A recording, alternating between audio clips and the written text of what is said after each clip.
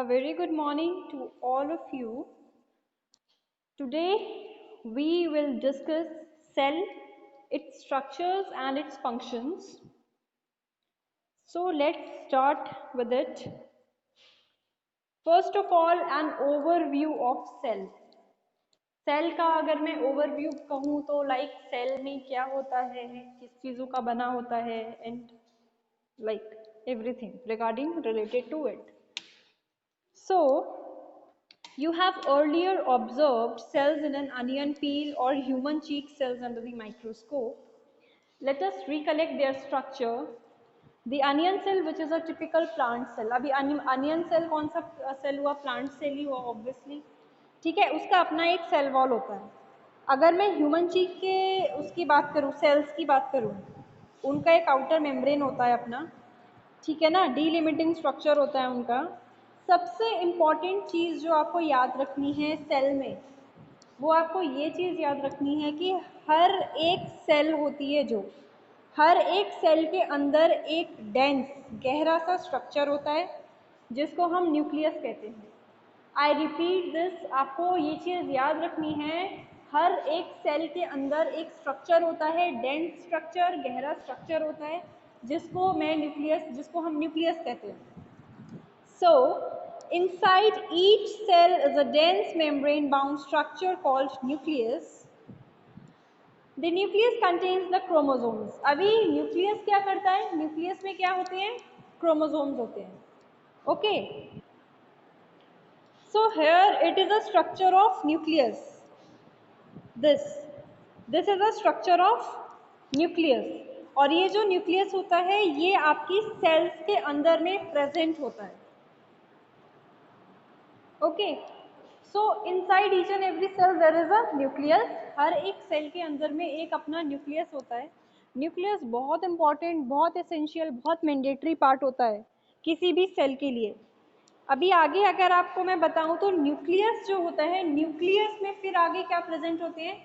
Chromosomes present होते हैं. And ये जो क्रोमोसोम्स होते हैं, इनमें क्या होता है? Genetic material. जो हमारा जेनेटिक मटेरियल होता है that is present in the chromosome.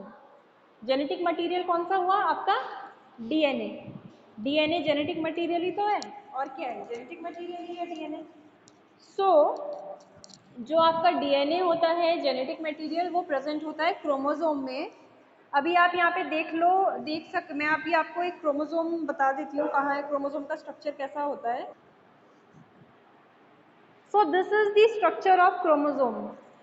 यहाँ पे आप देख सकते हो, ये जो स्ट्रक्चर ओपन कर रखा है मैंने, this is the structure of chromosome का स्ट्रक्चर यही होता है. इसमें यहाँ पे आप ये देख सकते हो टीलोमेयर, सेंट्रोमेयर. सेंट्रोमेयर क्या होता है? सेंट्रो का मतलब सेंटर, बीच में. तो सेंट्रोमेयर वो होता है जो दो क्रोमैटिड्स को जोड़ के रखता है. सेंट्रोमेयर ये बीच का पोर्शन, ये जो है ना, दिस इज योर सेंट्रोमेयर. जो बाकी जो ये दो क्रोमैटिड्स हैं, क्रोमैटिड्स आप देख सकते हो, ये जो दो इधर, ये इसकी जो ऐसे टांगे बोल सकते हो आप, ये हैं, इनको जोड़ के रखता है सेंट्रोमेयर. ठीक है ना. So this is the structure of chromosome. तो सेल्स के अंदर क्या होता है? न्यूक्लियस. और न्यूक्लियस के अंदर क्या होता है? क्रोमोसोम. क्रोमोसोम में आपका जेनेटिक मटेरियल प्रेजेंट होता है. And what is your genetic material? Your genetic material is DNA. DNA is your deoxyribonucleic acid. Next, cell cytoplasm. Cytoplasm क्या होता है? फिर सेल्यूलर एक्टिविटीज के लिए रिस्पॉन्सिबल होता है. जो आपका साइटोप्लाज्म होता है that is responsible for the cellular activities. ठीक है, जितनी भी सेल के लेवल पे एक्टिविटीज हो रही है, चाहे वो आप प्लांट सेल की बात कर रहे हो, ठीक है ना, चाहे वो आप एनिमल सेल्स की बात कर रहे हो. काफ़ी केमिकल रिएक्शंस भी इसमें होती हैं जो कि सेल्स को लिविंग स्टेट में रखती हैं, जिंदा रखती हैं. इनके अलावा, न्यूक्लियस के अलावा अगर मैं बात करूं तो जितने भी आपके ये यूकैरियोटिक सेल्स होते हैं, तो ऑल योर यूकैरियोटिक सेल्स जितने भी होते हैं, इनका एक अलग अपना मेम्ब्रेन बाउंड डिस्टिंक्ट, इनकी अपनी ऑर्गेनेलीज होती हैं. ऑर्गेनेलीज होती है का मतलब क्या हुआ? जैसे कि एंडोप्लाज्मिक रेटिकुलम हो गया, apart from endoplasmic reticulum Golgi complex हो गया, लाइसोसोम्स हो गए, माइटोकॉन्ड्रिया हो गई, माइक्रोबॉडीज हो गई, ये सब इसकी ऑर्गेनेलीज में आते हैं। ठीक है, अभी मैं अगर राइबोसोम्स की बात करूँ तो राइबोसोम्स नॉन मेम्ब्रेन बाउंड होते हैं। ठीक है ना, ये सब सेल्स में प्रेजेंट होते हैं, चाहे आप यूकैरियोट्स की बात कर लो चाहे आप प्रोकैरियोट्स की बात कर लो। अभी सेल के विद इन, अगर मैं सेल के अंदर में देखूं तो राइबोसोम सिर्फ साइटोप्लाज्म में ही नहीं होते। जो राइबोसोम होते हैं ये जो क्लोरोप्लास्ट होता है आपके प्लांट्स में, और जो माइटोकॉन्ड्रिया लाइक राइबोसोम रफ, ये जो आपका एंडोप्लाज्मिक रेटिकुलम भी होता है ये भी दो तरीके का होता है। ठीक है ना, रफ एंडोप्लाज्मिक रेटिकुलम और smooth endoplasmic reticulum.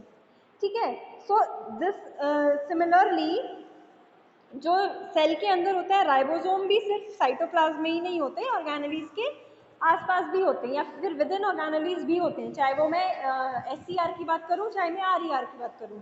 SCR is your smooth endoplasmic reticulum, RER is your rough endoplasmic reticulum. अभी जो एनिमल सेल्स होते हैं, एनिमल सेल्स में सेंट्रोसोम होता है। अभी सेंट्रोसोम क्या करता है, सेंट्रोसोम हेल्प करता है सेल डिवीजन में, सेल को डिवाइड करने में सेंट्रोसोम का बहुत हाथ होता है।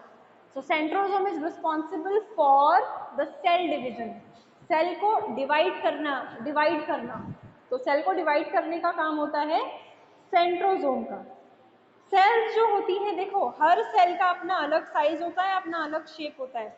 अगर आप यहाँ पे RBC देख लो तो उसका साइज आपको अलग दिखेगा, शेप अलग दिखेगा। आप RBC is your red blood cells and RBC को हम एरिथ्रोसाइट्स भी बोलते हैं।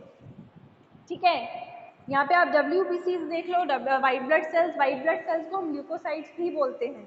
अभी आप यहाँ पे सेल्स देख लो, कॉलमनर एपिथेलियल सेल्स बड़ी हैं और नैरो हैं। ठीक है, तो ये नर्व सेल देख लो आप, नर्व सेल भी अलग तरीके की, तो सारी सेल्स का अपना अलग साइज होता है, अपना अलग वेरिएंट होता है। ठीक है ना, अभी लाइक हेयर जो लार्जेस्ट आइसोलेटेड सिंगल सेल होता है ना अभी तक का, जो अगर मैं लार्जेस्ट सिंगल सेल की बात करूं तो वो एग ऑफ एन ऑस्ट्रिच होता है। और ये MCQज में ये क्वेश्चन जरूर आता है कि tell about the largest single cell, तो the largest single cell is the egg of ostrich.